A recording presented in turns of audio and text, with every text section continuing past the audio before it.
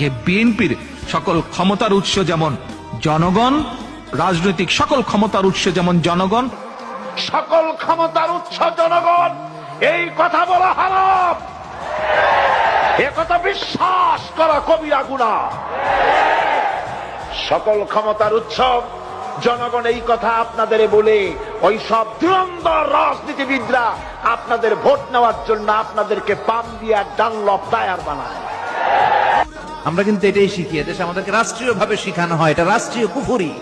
সকল ক্ষমতার উৎস জনগণ নয়, সকল ক্ষমতার উৎস কে? উনি ক্ষমতার উৎস, তিনি ক্ষমতাশীল, মহা ক্ষমতাধর।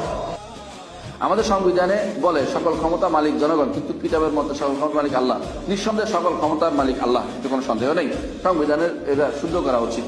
যারা আল্লাহ তারা তৌফিক দিয়েছেন ক্ষমতা দিয়ে, তাদের উচিত এগুলোকে শুদ্ধ করে নেয়। আল্লাহ এদেরকে সঠিক পথে পরিচালনা, আমাদের যারা ক্ষমতাসীন তাদেরকে আল্লাহ কোরআন এবং সুন্নাহ মেনে চলা তৌফিক দান করেন। আমি দোয়া করি আল্লাহ তাদেরকে সঠিক পথে রাখা। আমিন। আসসালামু আলাইকুম রহমতুল্লাহ।